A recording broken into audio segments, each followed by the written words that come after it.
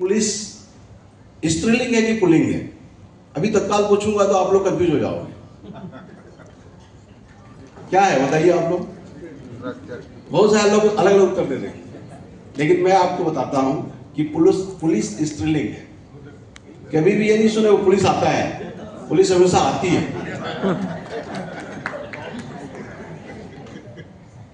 इसके पीछे एक दर्शन है, इसके पीछे एक फिलॉसफी है। आपने कभी सोचा कि पुलिस आती क्यों है? मैं हमेशा मानता हूं कि पुलिस इस समाज की मां है और पुलिस मां का दायित्व निर्वहन करती है। आपको ऐसा लगता होगा कि कई अपराधियों को हम कई बार सख्त हो जाते हैं। मुझसे पूछे पत्रकारों ने, सर आप लगते तो नहीं हो लेकिन आप इतने सख्त कैसे हो? मतलब मां की शक्ति है वो। मैं कभी भी किसी अपराधी को अपराधी की तरह नहीं, वात्सल्य भाव से देखता हूं। अगर मैं कभी सख्त भी हुआ और बेहद सख्त हो जाता था, रायपुर जैसे शहर में रहा, लगातार 3 बार रायपुर मेरी पोस्टिंग रही, राजधानी की नौकरी किया, दुर्ग विलय जैसे शहर में रहा, भोपाल में भी पोस्टिंग रही, तो उस शक्ति के पीछे हमेशा एक माँ की ममता ही रहती है। माँ जब अपने बच्चे को डांटती है तो उसमें बच्चे के भविष्य में सुधरने की कामना होती है, कोई दुर्भावना नहीं होती है। तो ये दायित्व तो बहुत बड़ा है। मैं हमेशा ही पुलिस को इसी भाव से लिया और मुझे लगा कि अगर कोई व्यक्ति की जीवन की परिस्थितियां ऐसी निर्मित हुई जिसमें वो अपराध में चला गया, तो उसे भी अवसर मिलना चाहिए सुधरने का। ठीक है, कानून की प्रक्रिया है, हम कोई साधु महात्मा नहीं है कि उसे प्रवचन देके और उसकी गलतियों को तत्काल माफ कर देंगे, ये हमारा काम नहीं है। प्रोफेशनल तरीके से हमें कानून की प्रक्रिया का पालन करते हुए उसे उस कथित अपराध में न्यायालय तक उस केस को लेके जाना पड़ता है, वो एक अलग प्रक्रिया है। लेकिन बृहद सोच में हमारे चिंतन में ये बात होनी चाहिए कि पहली बात है कि अगर कोई बच्चा, जैसा मैंने कहा कि वो अपराधी पैदा नहीं हुआ और अगर वो अपराधी बन गया, तो इसमें कहीं ना कहीं उस समाज का भी दोष है, उसमें परवरिश का भी दोष है, परिवार का भी दोष है, उस शैक्षिक संस्थाओं का भी दोष है और पूरे समाज का भी दोष है। तो हम क्यों ना समाज में एक ऐसी स्थिति निर्मित करें, एक ऐसा आदर्श बनाए समाज में कि बच्चे उन परिस्थितियों से दूर रहें। और यह दायित्व केवल पुलिस का नहीं है, एक सामूहिक जिम्मेदारी है। आप लायंस क्लब के मेंबर हैं और एक अंतर्राष्ट्रीय संस्था है जो पूरे विश्व में समाज सेवा के क्षेत्र में अपनी विशिष्ट पहचान बनाते हुए पूरे विश्व पटल पर अपनी अमिट छाप छोड़ी है। ऐसी संस्था में आप लोग जुड़े हुए हैं तो निश्चित रूप से आपकी सोच भी वैश्विक होगी। आप अंतर्राष्ट्रीय स्तर पर घटती हुई घटनाओं के बारे में निश्चित रूप से आप चिंतित रहते होंगे। तो व्यक्ति की ये यात्रा है पूरे विश्व तक की। जो यात्रा है इस पूरे विश्व परिदृश्य में अगर हम देखें तो मानव सभी एक दूसरे के भाई हैं और विश्व की कोई भी घटना हमें प्रभावित करती है, खासकर आज जबकि हम मानने लगे हैं कि पूरा विश्व एक गांव बन चुका है। इस वैश्विक गांव में अभी अंतर्राष्ट्रीय स्तर पर देखिए कि ईरान और अमेरिका और इजराइल के बीच में जो युद्ध हो रहा है, उसका पूरा प्रभाव दुनिया के हर देश पे पड़ने वाला है या पड़ रहा है। वैसे ही सामाजिक जीवन में भी आप देखिए, मैं 2 घटनाओं का उल्लेख करूंगा और फिर रायगढ़ की बातों पे आ जाऊंगा।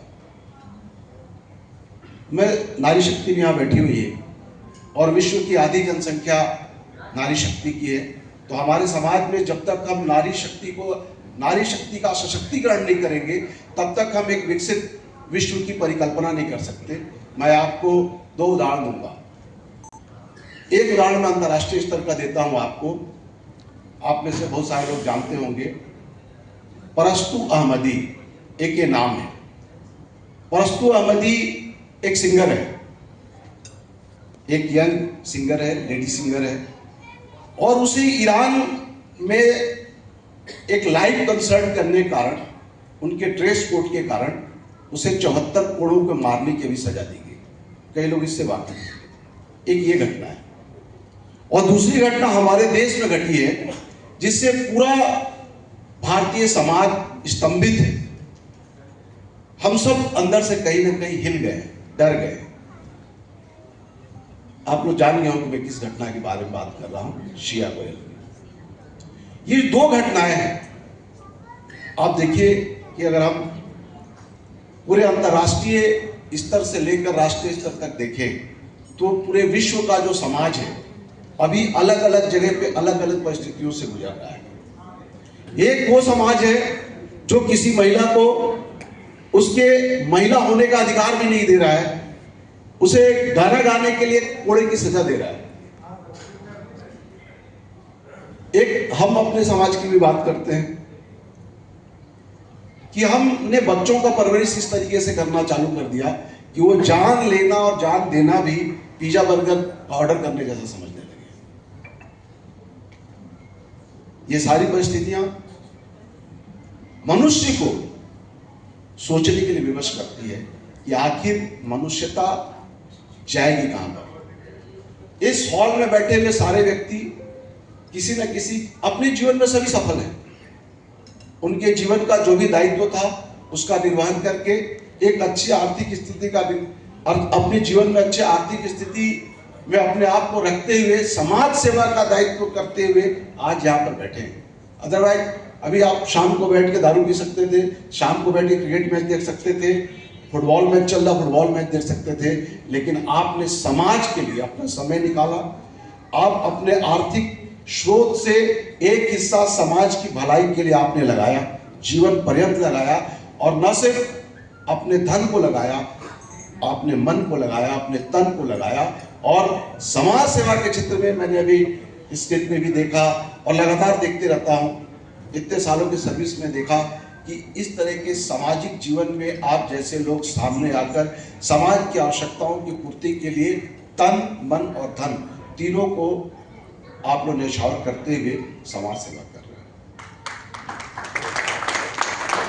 हैं। लेकिन ये बात जो मैं कहने जा रहा हूं जरा बारीक बात है, समझिएगा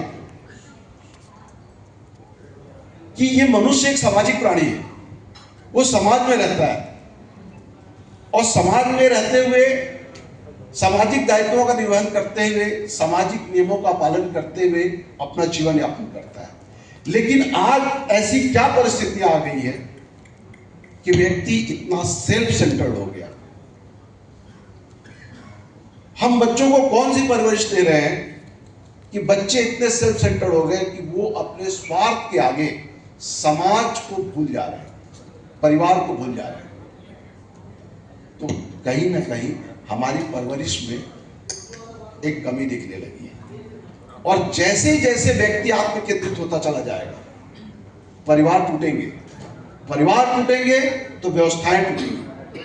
अब इंग्लैंड के एक ग्रूमिंग गैंग के बारे में कभी आप गूगल करिएगा, वहां पर अभी वहां के संसद में, वहां के सांसद ने ये संसद में उसने पढ़ा कि 2.5 लाख बच्चों के साथ पाकिस्तान मुल्क के एक गैंग ने 9 साल से 13 साल की बच्चियों को उनके साथ रेप किया, उनके साथ अमानवीय यातनाएं देते हुए उनके जीवन को लगभग नरक बना दिया। अब मैं ये बात क्यों कर रहा हूं? मैं आपको कनेक्ट करता हूं उस बात से जिस बात के लिए मैं चिंतित हूं। वो बच्चियां कौन थी? वो उन्हीं टूटे हुए परिवारों की बच्चियां थी जिनके माँ बाप, किसी की 3 शादी हो गई है, किसी की 2 शादी हो गई है, परिवार इतना विखंडित हो गया है कि उन बच्चों को देखने वाला ही कोई नहीं था। और इसी का फायदा उठाकर अपराधियों का एक गैंग छोटी छोटी बच्चों को चॉकलेट देने से शुरुआत करते करते उन टूटे हुए परिवारों को टारगेट किए और टारगेट करके उन बच्चों को उनके साथ लगातार यातनाएं की गई। अभी वो सारे पकड़ाए हुए हैं और आप लोग कभी गूगल करिएगा इंग्लैंड का ग्रूमिंग गैंग। मैं इस बात से चिंतित हूं कि ये स्थितियां इसलिए निर्मित हो रही है कि व्यक्ति आत्म केंद्रित होते चला जा रहा है और उसी कारण परिवार टूट रहे हैं। जब परिवार टूटेंगे तो बच्चे अकेले हो जाएंगे, बच्चे अकेले जब हो जाएंगे तो निश्चित रूप से उनके अकेलेपन का फायदा कोई और उठाएगा या फिर बच्चे अपराध की दुनिया में चले जाएंगे। फिर हमारा काम बढ़ जाएगा, आपका काम बढ़ जाएगा। पूरे विश्व में ये भयावह स्थिति निर्मित होने जा रही है। आज से 25 साल पहले हम में से तलाक जैसा शब्द हमारे लिए भी अजनबी था। आज देखिए हमारे समाज में कितनी तेजी से तलाक हो रहे हैं। इस तरह की स्थितियां क्यों निर्मित हुई?